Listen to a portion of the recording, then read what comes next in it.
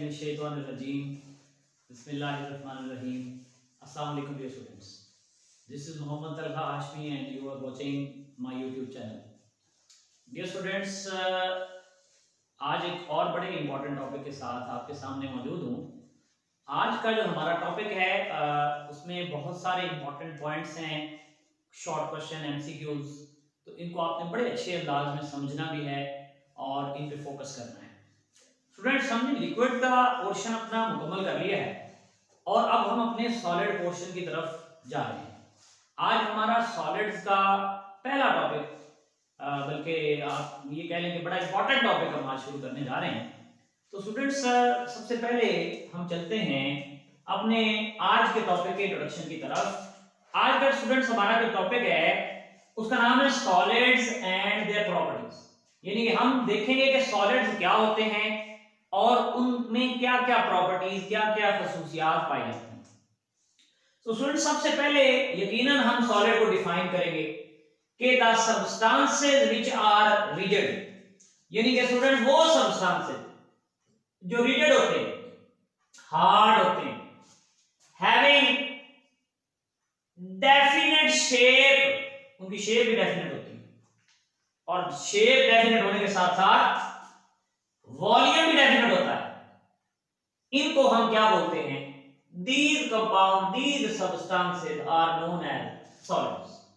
तो इसका मतलब ये हुआ कि हम सॉलिड की डेफिनेशन को बड़े अच्छे से जानते हैं कि वो सब्सटेंसेस होते हैं जो रिजिड हैं, हार्ड हैं, इनकी डेफिनेट शेप होती है, ज्योमेट्री होती है, ये फ्लो नहीं कर सकते।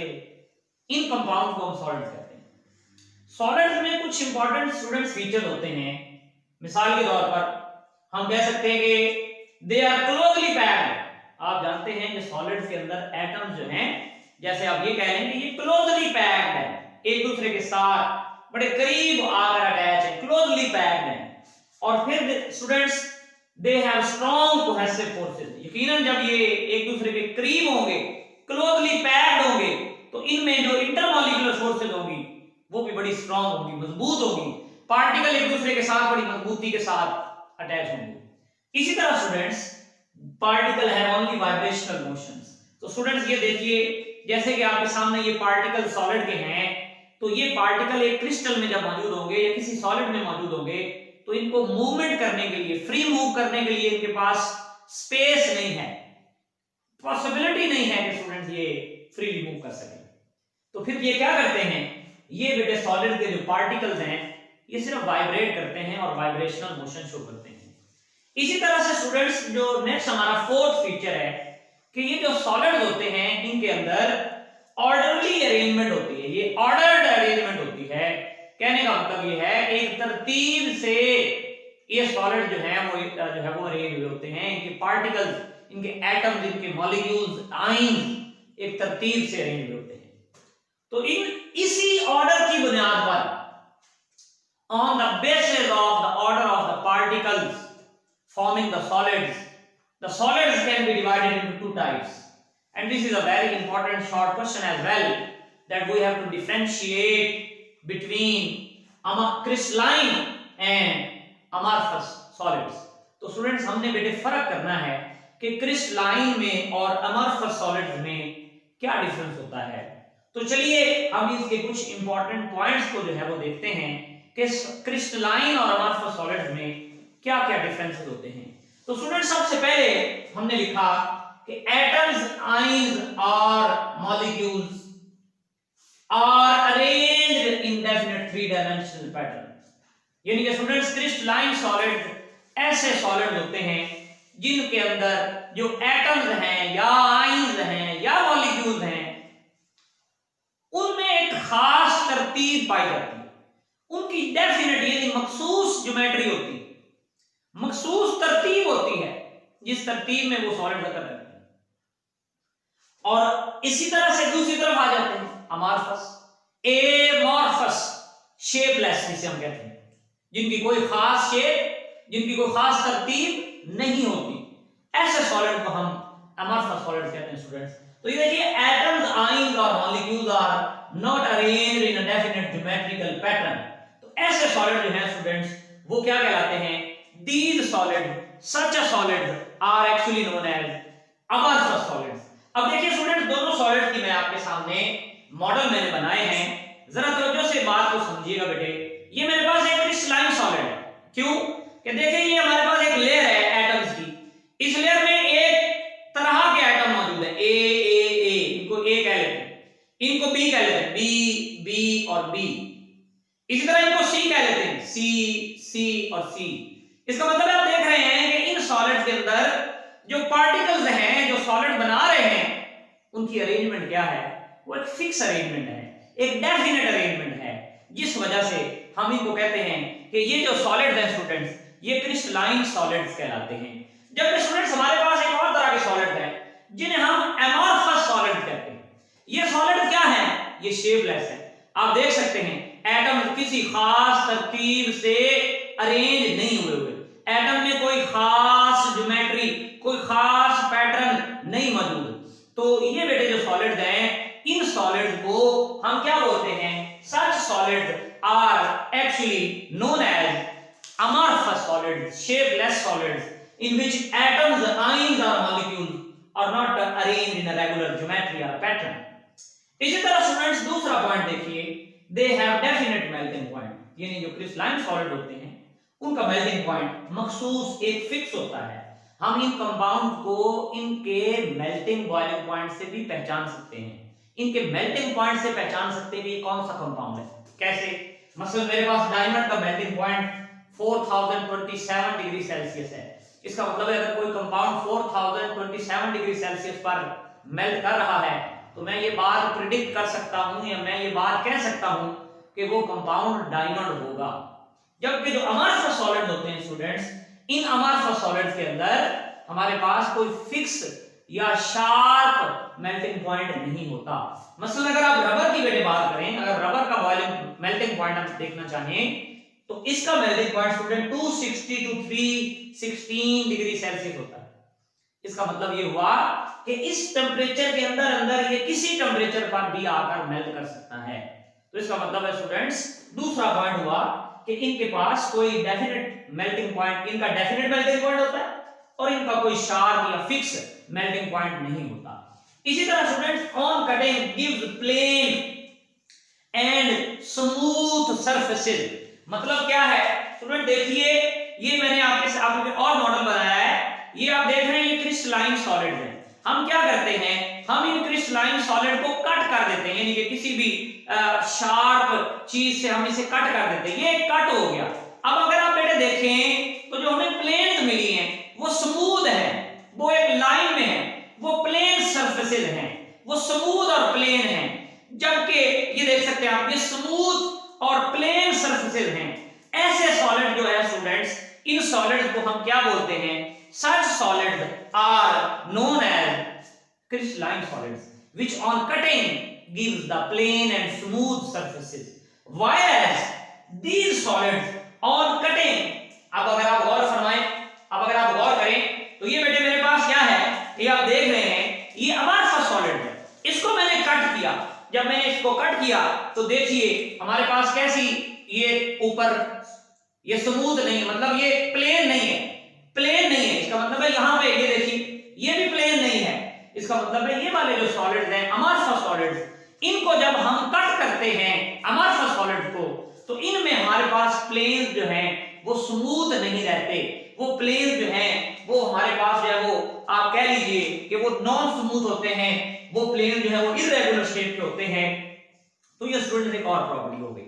इसी तरह से लॉन्ग रेंज ऑर्डर, अब दोबारा मुझे ये मॉडल आपको दिखाना पड़ेगा। लॉन्ग रेंज ऑर्डर, इनकी सारी स्ट्रक्चर में यही ऑर्डर है, ये सारी स्ट्रक्चर में एक्सटेंड करेगा, कहीं ऐसा नहीं होगा कि ऑर्डर चेंज हो। लेकिन मेरे बेटे इनमें जरा देखिए, क्या इनमें भी ऑर्डर होता है? बिल्कुल, इनमें थोड़ा सा, अब ये ग्रीन बॉल मैंने लगाए हैं, इनका मकसद है ये सारा मॉलिक्यूल ऑर्डरलेस है, लेकिन थोड़ा सा ये ऑर्डर आपको नजर आ रहा है। इस हिस्से को कहते हैं क्रिस्टलाइट्स। क्रिस्टलाइट्स, ये क्रिस्टलाइट्स कहलाती हैं स्टूडेंट्स, कि वो अमरफस सॉलिड का वो हिस्सा जिसमें थोड़ा सा अरेंजमेंट पाया जाए, दो आर कॉल्ड द क्रिस्टलाइट्स। इसका मतलब ये हुआ कि ये अमरफस सॉलिड का क्रिस्टलाइट्स है, कि जहां पर थोड़ी सी अरेंजमेंट ऑर्डर पाई जाती है। इसका मतलब है स्टूडेंट्स, अगर आप गौर करें तो हम अब कह सकते हैं कि क्रिस्टलाइन सॉलिड्स में क्या होता है, ऑर्डर होता है थ्रू आउट, जबकि अमरफस सॉलिड्स में क्या होता है, अमरफस सॉलिड्स में स्मॉल रेंज ऑफ ऑर्डर पाया जाता है। वो ऑर्डर होता है लेकिन बहुत कम, ज्यादातर वो ऑर्डर लेस होते हैं। तो ये स्टूडेंट्स हमारे पास दो बातें होंगी और जो बड़ी इंपॉर्टेंट थी। इसी तरह ट्रू सॉलिड, इनको ट्रू सॉलिड कहते हैं क्योंकि इनमें फिक्स अरेंजमेंट होती है। इनको सूडो सॉलिड कहते हैं क्योंकि इनमें कोई खास अरेंजमेंट नहीं होती। और इसी तरह इसकी एग्जांपल NaCl, ग्रेफाइट, इनकी एग्जांपल ग्लास, रबर वगैरह वगैरह। तो ये स्टूडेंट्स हमारे पास जो था, ये हमारा पहला क्वेश्चन था जिसमें हमने क्रिस्टलाइन सॉलिड और अमरफस सॉलिड में डिफरेंस देखा। अब देखिए स्टूडेंट्स, नेक्स्ट हम मजीद आगे चलते हैं और नेक्स्ट जो हमारे पास इंपॉर्टेंट पॉइंट है उसकी तरफ बढ़ते हैं। स्टूडेंट नेक्स्ट जो बात मैं आपसे डिस्कस करने जा रहा हूं, यकीनन वो बड़ी इंपॉर्टेंट है और वो बेटे क्या है हमारे पास, वो है प्रॉपर्टीज। ये बात ध्यान में रखिए, किसकी properties, properties of crystalline solids, properties of crystalline solid. इसका मतलब है स्टूडेंट्स हम क्या करने जा रहे हैं, now we are going to look at the properties, किसकी students, properties of crystalline solids. अब हम क्रिस्टलाइन सॉलिड्स की प्रॉपर्टीज को स्टडी करेंगे और देखेंगे कि इनमें कौन कौन सी प्रॉपर्टीज पाई जाती हैं। स्टूडेंट्स कुछ प्रॉपर्टी तो सिंपल है, जैसे कि आप देखें कि हमारे पास प्रॉपर्टी बताई गई ज्योमेट्रिकल शेप, ये हमने बात कर ली है कि इनकी फिक्स ज्योमेट्रिकल शेप होती है, इनकी फिक्स्ड ज्योमेट्रिकल शेप होती है, रेगुलर अरेंजमेंट होती है इनमें, तो ये बात हम कर चुके हैं। इसी तरह मेल्टिंग पॉइंट की बात की गई है, तो बेटे इनका मेल्टिंग पॉइंट भी फिक्स होता है, शार्प मेल्टिंग पॉइंट। ये लफ्ज बुक में शार्प लिखा हुआ है ना बेटे, शार्प का मतलब है एक फिक्स मेल्टिंग पॉइंट होता है जिस पर आकर ये मेल्ट कर जाते हैं। इसी तरह स्टूडेंट्स आप मजीद तवज्जो कीजिए, हमारे पास नेक्स्ट एक बड़ी इंपॉर्टेंट प्रॉपर्टी है जो मैं आपको बताना चाहता हूं। ये बात हम अभी कर भी चुके हैं और वो प्रॉपर्टी क्या है बेटे, क्लीवेज प्लेन। क्लीवेज प्लेन, ये बेटे शॉर्ट क्वेश्चन भी बन सकता है, इसलिए मैं इसको लिखना चाह रहा हूं कि बेटे the edges, the corner edges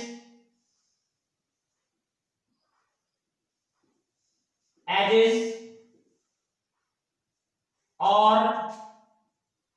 angles form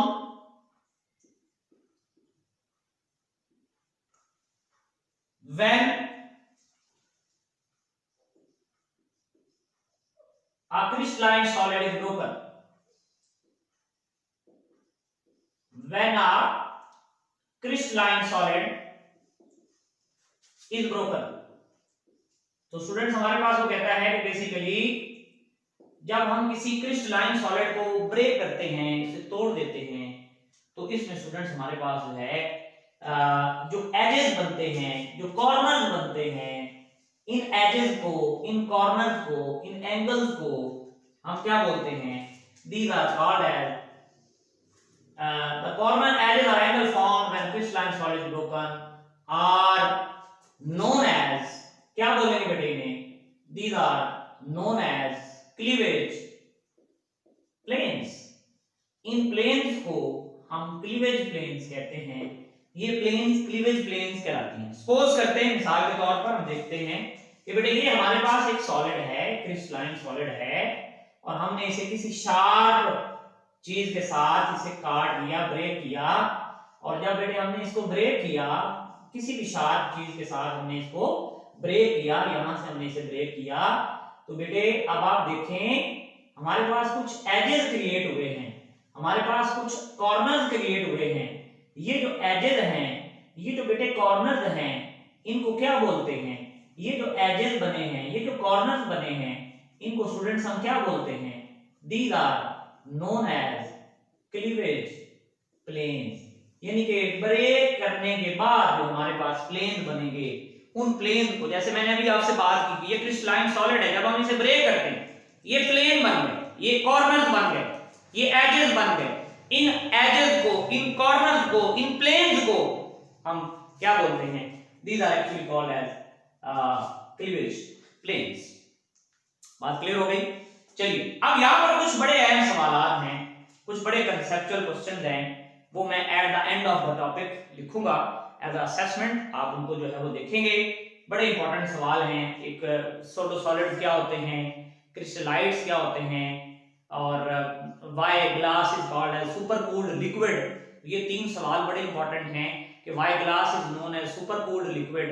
फिर एक और बात है कि हाउ, एक बड़ा इंपॉर्टेंट फिनोमेना आपको समझाना चाहता हूं कि बेटे अगर मैं चाहता हूं कि मैं क्या करूं, इन सॉलिड को एक दूसरे में इंटर कन्वर्ट करूं। मतलब मैं चाहता हूं मैं क्रिस्टलाइन सॉलिड लूं और उस क्रिस्टलाइन सॉलिड को चेंज कर दूं अमॉर्फस में। क्या करना होगा मुझे? इसमें तरतीब है, इसमें कोई तरतीब नहीं, मुझे इसे हीट करना होगा। इसका मतलब है when crystalline solids are heated and then they are cooled rapidly. जब हम क्रिस्टलाइन सॉलिड को क्या करते हैं, हीट करते हैं, और जब हम फिर उन्हें कूल कर लेते हैं, ठंडा कर लेते हैं बड़ी जल्दी से कि उनको अरेंज होने का मौका ही नहीं देते, तो वो क्या बन जाते हैं, they become amorphous solids.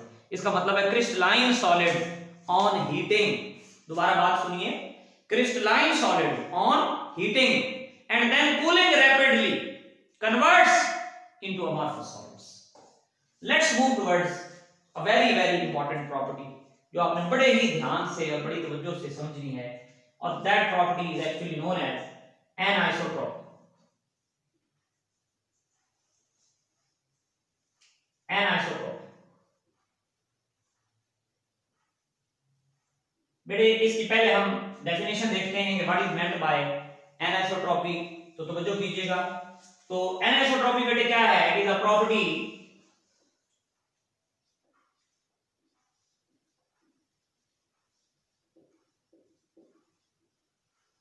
in which a compound, it is a property in which a compound shows different physical properties, shows different physical properties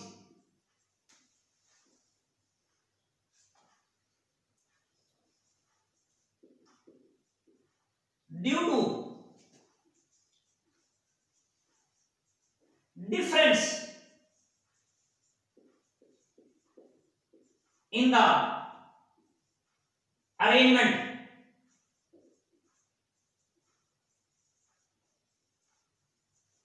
of particles। बात मजीद वादे कर देता हूं, in a solid।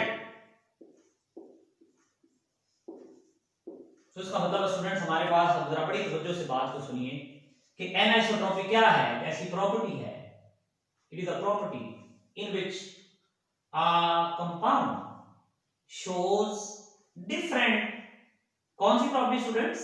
Physical properties. और क्यों different physical properties show करते हैं? Due to difference in the arrangement of particles in a solid. Solid में एटम्स की डिफरेंट अरेंजमेंट की वजह से एक प्रॉपर्टी पाई जाती है, उस प्रॉपर्टी को एनिसोट्रॉपी कहते हैं। और ये डिफरेंस इन अरेंजमेंट डायरेक्शन पर डिपेंड करता है। दोबारा बता रहा हूं, ये डायरेक्शन पर डिपेंड करता है। अब जरा बेटे बात बड़े गौर से सुनिएगा। मैंने आपके सामने 2 डायग्राम्स बनाई हैं, और इन 2 डायग्राम्स में एक तरफ हमारे पास जो सॉलिड है that is actually called as crystalline solids, और दूसरी तरफ जो बेटे मैंने सॉलिड बनाया है that solid is actually is amorphous solids. अब हमने देखना है कि एनिसोट्रॉपी यानी डायरेक्शन चेंज करने से किस में चेंज आई और किस में डायरेक्शन चेंज करने से चेंज नहीं आई। तो तवज्जो कीजिए स्टूडेंट्स, ये मेरे पास डिफरेंट टाइप के ये क्रिस्टलाइन सॉलिड देख रहे हैं। ये लेयर ए है, बी तरह के मॉलिक्यूल्स हैं, फिर ए तरह के मॉलिक्यूल्स हैं, और फिर बी तरह के मॉलिक्यूल्स। ये बेटे क्रिस्टलाइन सॉलिड है, ये सॉलिड के एटम है ब्लैक कलर में, फिर ब्लू कलर में भी सॉलिड के एटम, ब्लैक कलर में सॉलिड के एटम, ब्लू कलर में सॉलिड के एटम। क्या हो रहा है कि बेसिकली जब हम ए से बी की तरफ चलते हैं, ये डायरेक्शन हमारी ए से बी की तरफ, क्या हुआ जब ए से बी की तरफ गए क्या आया, सेम काइंड ऑफ एटम्स। हमने कहा भी देखेंगे ए वाले एटम सारे ए से बी की तरफ गए, सारे ए वाले एटम, कोई बी वाला रास्ते में नहीं आया। हमने कहा चलें ठीक है डायरेक्शन चेंज करें। फिर हमने कहा हम बनाना चाहते हैं ट्राइंगल, ऐसे ये ट्राइंगल बनाना चाहते हैं। हमने कहा चलें बी से सी की तरफ चलते हैं, देखते हैं कि क्या रास्ते में सारे एटम सेम आएंगे या नहीं। तो हम चले, पहले ए आया फिर बी आ गया, फिर ए आया फिर बी आ गया, इसका मतलब है भाई सेम एटम नहीं आ रहे। जब हमने डायरेक्शन चेंज की तो इनके अंदर एटम्स की अरेंजमेंट डिफरेंट नजर आई। हम ए से सी की तरफ आए, यानी सी से बी या सी से ए की तरफ आए तो डिफरेंट काइंड ऑफ एटम मिले हमें। तो इसका मतलब है ये जो क्रिस्टलाइन सॉलिड होते हैं स्टूडेंट्स, इन क्रिस्टलाइन सॉलिड्स के अंदर हमारे पास क्या पाया जाता है, एनाइसोट्रॉपी, कि डायरेक्शन चेंज होने से इनकी डेफिनेटली बहुत सारी प्रॉपर्टीज चेंज हो जाती हैं। और कौन कौन सी प्रॉपर्टीज, फिजिकल प्रॉपर्टीज चेंज होती हैं वो भी मैं भी आपसे डिस्कस करूंगा। लेकिन पहले आप सुनिए और समझिए कि ये बेटे अमॉर्फस सॉलिड्स हैं, जैसे कि डायग्राम से आपको नजर आ रहा है। इन सॉलिड्स में आप अगर गौर कीजिए तो हमारे पास हम ए से बी की तरफ चलते हैं, चले हम ए से बी की तरफ, क्या हुआ रास्ते में डिफरेंट एटम्स आए, ए फिर बी टाइप फिर ए टाइप फिर बी टाइप। हमने कहा ठीक है, हमने कहा चले अब बी से सी की तरफ चलते हैं।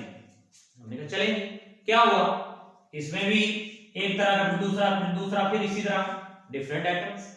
सी से ए की तरफ चलेंगे फिर डिफरेंट एटम्स। इसका मतलब ये हुआ कि हमने डायरेक्शन भी चेंज की, लेकिन डायरेक्शन के चेंज होने से इनकी अरेंजमेंट में कोई चेंज ना आया। इसका मतलब है फिर इनकी प्रॉपर्टी में भी कोई चेंज नहीं आएगा। इसका मतलब है ऐसे सॉलिड जो अमॉर्फस होंगे वो आइसोट्रोपिक होंगे, यानी इस प्रोसेस को क्या कहते हैं, that is called as isotropy. Isotropy ये इनमें सिमिलैरिटी है, सारे एटम हर तरफ से एक जैसे अरेंज हुए हुए, लेकिन ये क्या है, ये एनाइसोट्रॉपी है, यानी आइसोट्रॉपी का ऑपोजिट। कि इसमें डायरेक्शन चेंज करने से हमें डिफरेंट अरेंजमेंट ऑफ एटम्स मिलती है, या डायरेक्शन चेंज करने से हमें डिफरेंट एटम्स का जो सामना करना पड़ता है। इस प्रोसेस को स्टूडेंट्स हम क्या कहते हैं, that is called as anisotropy. और कौन कौन सी फिजिकल प्रॉपर्टीज होती हैं जो एनाइसोट्रॉपी में चेंज होती हैं बेटे, वो फिजिकल प्रॉपर्टीज कौन सी हैं जरा तवज्जो कीजिए। तो बेटे जो फिजिकल प्रॉपर्टीज चेंज हो सकती हैं या चेंज होती हैं वो कौन सी बेटे, फिजिकल प्रॉपर्टीज। तो बेटे ये जो ऊपर आपने क्लीवेज पढ़ी है ना बेटे, क्लीवेज, ये क्लीवेज भी एक एनाइसोट्रॉपिक प्रॉपर्टी है। क्लीवेज भी एक एनाइसोट्रॉपिक प्रॉपर्टी। तो दूसरी प्रॉपर्टी आप देखिए, इलेक्ट्रिकल कंडक्टेंस की बात कर लेते हैं क्योंकि ये बड़ा इंपॉर्टेंट है। इलेक्ट्रिकल कंडक्टेंस ये भी स्टूडेंट्स वो फिजिकल प्रॉपर्टी है जो एनाइसोट्रॉपी पे डिपेंडेंस है। तो ये बेटे हमारे पास इसी तरह और भी हैं हमारे पास डिफरेंट, लेकिन बेसिकली हम इन पे रिलाई करते हैं, बात करते हैं। तो स्टूडेंट्स हमारे पास जो दो बातें मैंने आपके सामने लिखी हैं इसमें से आगे चलते हैं, और यहां पर एक छोटी सी हेडिंग और बड़ा ही फेमस शॉर्ट क्वेश्चन है, that is electrical conductance. Electrical conductance किसकी students, of graphite.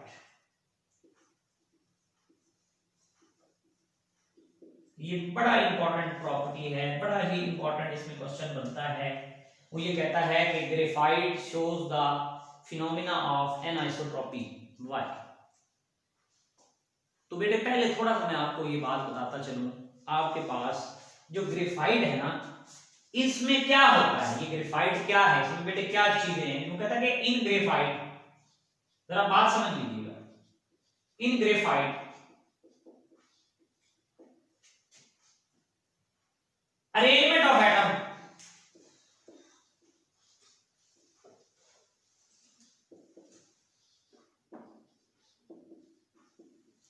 is different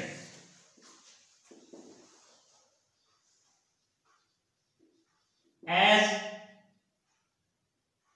one end, मतलब एक तरफ से,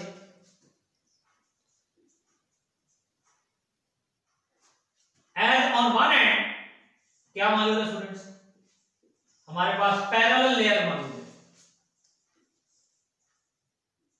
है, एंड ऑन अदर एंड, और जो दूसरी एंड है स्टूडेंट्स, हमारे पास परपेंडिकुलर लेयर था पैरेलल, एक तरफ बेटे पैरेलल लेयर मौजूद है और दूसरी तरफ हमारे पास परपेंडिकुलर लेयर मौजूद है, परपेंडिकुलर लेयर्स। इसका मतलब है क्या हुआ, अरेंजमेंट ऑफ एटम चेंज हो गई ग्रेफाइट के अंदर। कितनी तरह की अरेंजमेंट हुई बेटे, दो तरह की। कौन कौन सी, एक पैरेलल लेयर्स, दूसरा परपेंडिकुलर लेयर्स। इसका मतलब ये हुआ कि ग्रेफाइट के अंदर atoms are arranged in two directions, one is the parallel and other is the perpendicular. अब जरा बड़ी गौर से बात आपने समझनी, और एक बात जो मैं लिखने लगा हूं आपने बुक में भी ऐड करनी, वो बात क्या है बेटे, वो कहता है in parallel layers, in between parallel layers, parallel layers में free electrons are present, free electrons are present. ये बेटे पैरेलल लेयर्स में फ्री इलेक्ट्रॉन पाए जाते हैं, which makes graphite conductor, while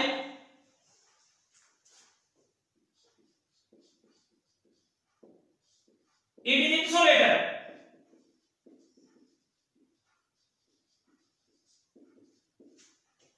Where perpendicular layers are present। इसका मतलब है स्टूडेंट्स हमारे पास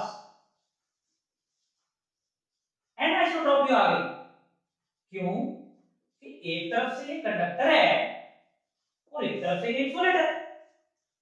इसका मतलब ये हुआ कि ये एक तरफ से कंडक्टर्स क्यों है, डिपेंडिंग अपॉन द डायरेक्शन, दूसरी तरफ से इंसुलेटर क्यों है, again depending upon the direction. इसका मतलब ये हुआ कि जब लेयर पैरेलल थी तो ये फ्री इलेक्ट्रॉन मौजूद थे, लेकिन जब परपेंडिकुलर थी तो फ्री इलेक्ट्रॉन्स नहीं थे। इसका मतलब है graphite is conductor from parallel layer and insulator from perpendicular. अब एक बड़ा इंपॉर्टेंट सवाल है बेटे, बात ये है कि लोग पूछते हैं कि ये पैरेलल लेयर से क्यों इलेक्ट्रॉन दूर हो जाता है। हालांकि सब में एक जैसे एटम है, कार्बन है कार्बन है, लेकिन एक बात याद रखिए, पैरेलल लेयर में ये डू यू नो में मैं यहां पे बना रहा हूं, पैरेलल लेयर जो होती है ना बेटे, उनमें कार्बन कार्बन के दरमियान डबल बॉन्ड पाया जाता है। याद रखिए, कार्बन कार्बन के दरमियान डबल बॉन्ड मौजूद होता है, और डबल बॉन्ड में आप जानते हैं कौन सा बॉन्ड होता है, पाई बॉन्ड, और ये पाई बॉन्ड क्या होता है, वीक, तो ये इजीली ब्रेक हो जाता है। परपेंडिकुलर लेयर में सिर्फ हमारे पास क्या मौजूद होता है, सिर्फ सिग्मा बॉन्ड, वो ब्रेक नहीं होता आसानी से। इसका मतलब है the conductance of the graphite from the parallel layers is due to the double bond and due to the presence of weak pi electrons, otherwise graphite should have insulator from both ends, but due to the presence of double bond in the parallel layers and the free electron between the parallel layers, it becomes as a conductor। तो ये students हमारे पास phenomena है, जिस phenomena को हम क्या बोलते हैं, एनिसोट्रॉपी। तो चलिए अब हम अपनी नेक्स्ट जो है हेडिंग स्टार्ट। जी तो नेक्स्ट जो बेटे हमारे पास प्रॉपर्टी है वो बेसिकली सिमेट्री के हवाले से हम ये देखेंगे कि सिमेट्री क्या है क्रिस्टल के अंदर, सिमेट्री से क्या बनाते हैं बेटे। तो बेसिकली हम जब इसे डिफाइन करते हैं हम कहते हैं कि it is the repetition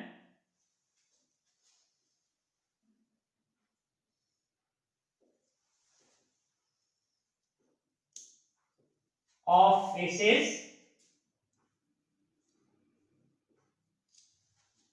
edges or angles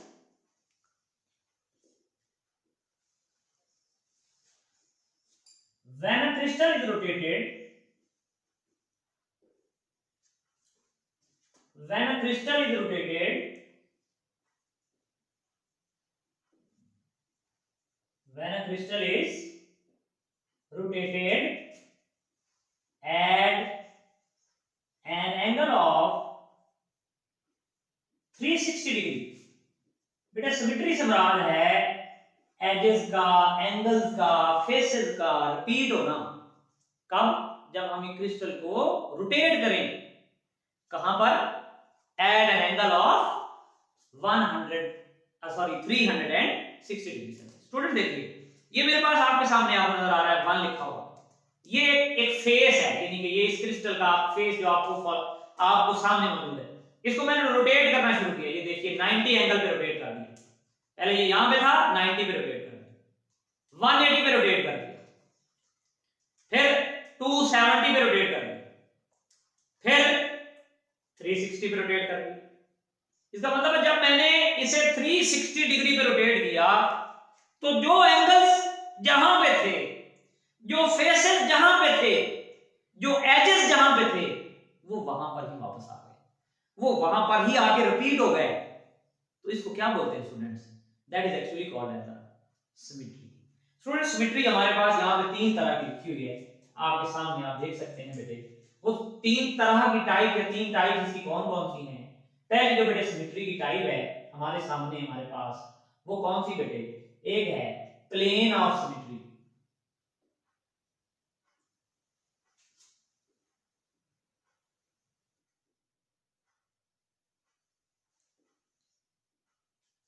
बेटे लाइन ऑफ सिमेट्री।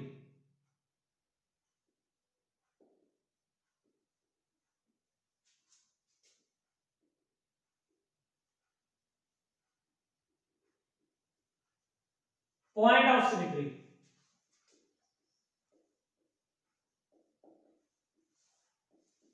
तो ये स्टूडेंट्स हमारे पास जो है ये बेसिकली 3 टाइप्स की सिमेट्री पाई जाती है।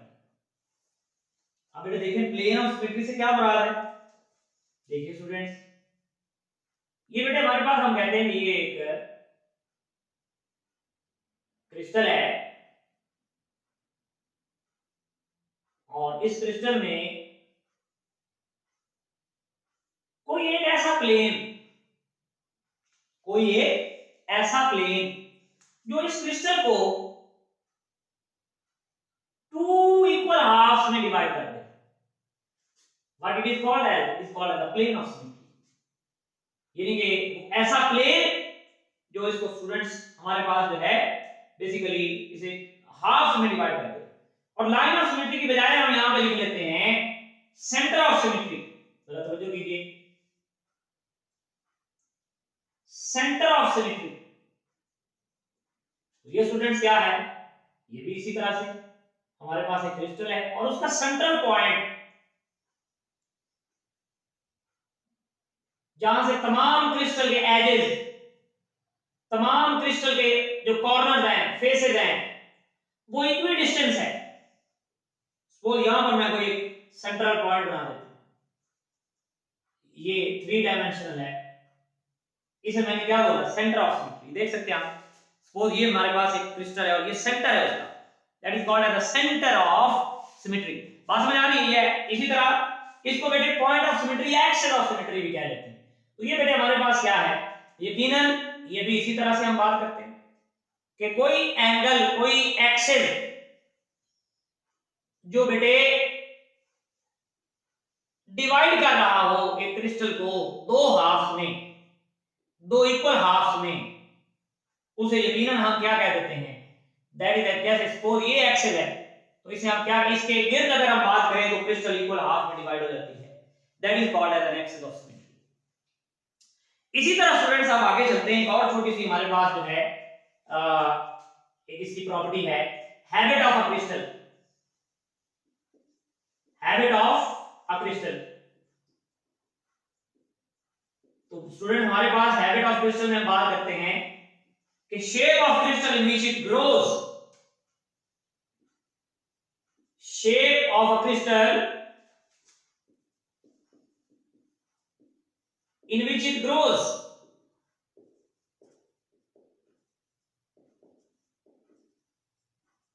जिसमें बेटे क्रिस्टल जो है वो बढ़ती है, बड़ी होती है, उस शेप को shape of crystal in which it grows is known as habit of crystal.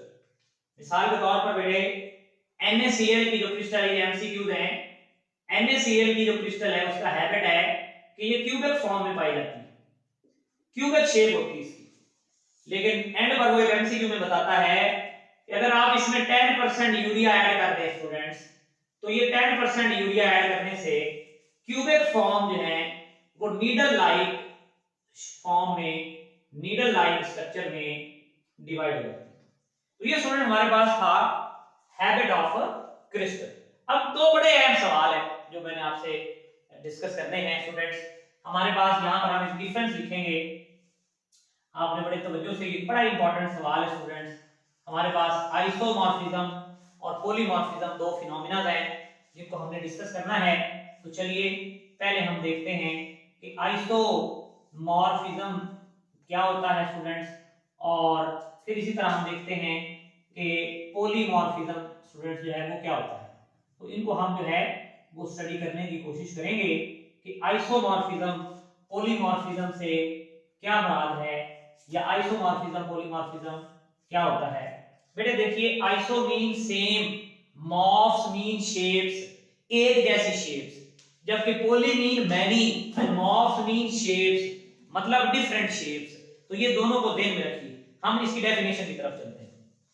Definition क्या है, वो कहता है if a compound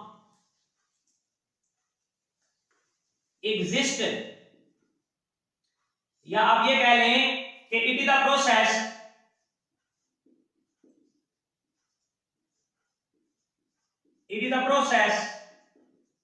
in which different compounds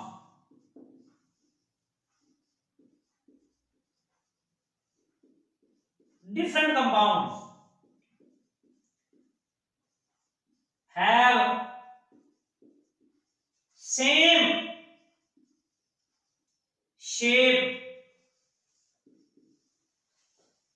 बेटे एक से ज्यादा कंपाउंड है, आप देख रहे हैं डिफरेंट कंपाउंड हैं, और वो डिफरेंट कंपाउंड एग्जिस्ट करते हैं किसमें, एक जैसी शेप्स में, सेम शेप में। These shapes are called आइसोमॉर्फ्स।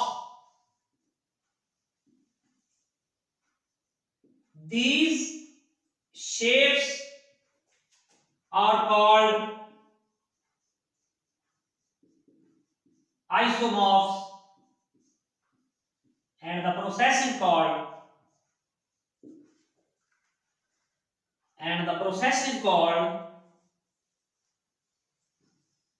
इस प्रोसेस को बेटे क्या कहते हैं, प्रोसेस इज कॉल्ड आइसोमॉर्फिज्म।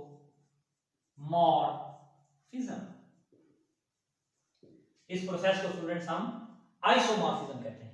इसी तरह बेटे नेक्स्ट आप देखिए, और भी इनकी प्रॉपर्टीज हैं डिफरेंट हमारे पास। इसी तरह हम आ जाते हैं पॉलीमॉर्फिज्म में। तो बेटे हम यहां पर बात करते हैं कि इट इज द प्रोसेस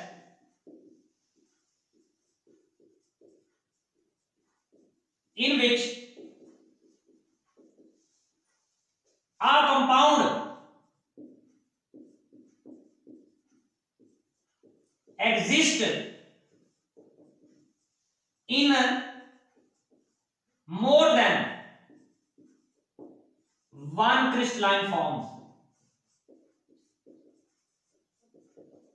इसका मतलब है स्टूडेंट्स, ऐसा प्रोसेस जिसमें एक ही कंपाउंड हो और वो कंपाउंड एग्जिस्ट करे more than one crystalline forms में, एक से ज्यादा क्रिस्टलाइन फॉर्म्स में, ऐसा प्रोसेस पॉलीमॉर्फिज्म कहलाता है। अब स्टूडेंट्स हम इसकी मजीद भी बातें इसके हवाले से कर सकते हैं। अब हम इसकी एग्जांपल की तरफ चलते हैं। तो स्टूडेंट्स चलिए देखिए कि बेसिकली क्या एग्जांपल्स हम लेते हैं यहां पर। बेटा देखिए हमारे पास पहली जो एग्जांपल है वो है सोडियम नाइट्रेट और पोटेशियम नाइट्रेट। और ये बेटे पाए जाते हैं रोम्बोहेड्रल। ये रोम्बोहेड्रल शेप क्या होती है भी आपको नेक्स्ट लॉन्ग क्वेश्चन में समझाएंगे। रोम्बोहेड्रल आप देखें ये हमारे पास कॉपर है, ये सिल्वर है, ये बेटे एग्जिस्ट करते हैं क्यूबिक फॉर्म में। तो ये स्टूडेंट हमारे पास जो है कंपाउंड एक से ज्यादा है, लेकिन आप देख रहे हैं कि वो एग्जिस्ट कर रहे हैं एक ही शेप में। तो ये प्रोसेस आइसोमॉर्फिज्म कहलाता है। इसी तरह आप आगे चलिए तो नेक्स्ट हमारे पास है पॉलीमॉर्फिज्म। तो पॉलीमॉर्फिज्म स्टूडेंट्स इसकी एग्जांपल भी देख लीजिए।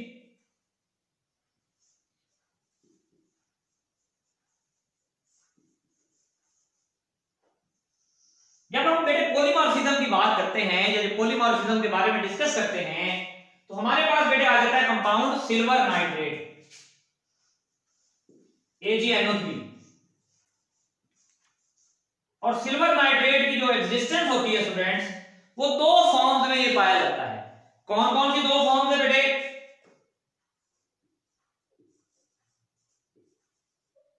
एक रोम्बोहेड्रल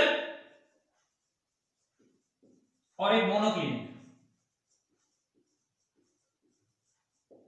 तो इसका मतलब ये हुआ कि स्टूडेंट्स कंपाउंड तो एक ही है, लेकिन उसकी एग्जिस्टेंस जो है वो एक से ज्यादा क्रिस्टलाइन फॉर्म्स में है। तो इसलिए मेरे बेटे हमारे पास इस प्रोसेस को पॉलीमॉर्फिज्म कहा जाता है या पॉलीमॉर्फिज्म कहलाता है। इसी तरह एक और छोटी सी डेफिनेशन है, फिर हम बात खत्म करते हैं। हमारे पास जो लास्ट पॉइंट है वो है एलोट्रॉपी। ये आप पढ़ चुके हैं ये पॉइंट्स। एलोट्रॉपी स्टूडेंट्स क्या होती है? एलोट्रॉपी से मुराद है कि existence of an element, existence of an element in more than one crystalline forms.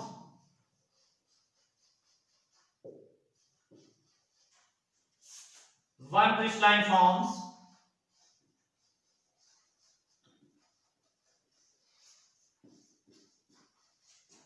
is called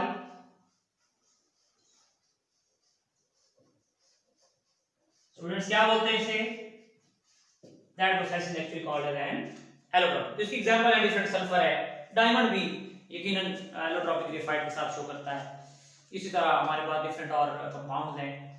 और फिर इंशाल्लाह ट्रांजिशन टेंपरेचर भी आप जानते हैं, मैट्रिक में आपने पढ़ा हुआ है, इसमें एक एलोट्रॉपिक फॉर्म दूसरे में कन्वर्ट हो जाए वो ट्रांजिशन टेंपरेचर कहलाता है। तो स्टूडेंट्स हमारा आज का लेक्चर इसके साथ मुकम्मल होता है। इजाजत दीजिए, अल्लाह हाफ़िज़।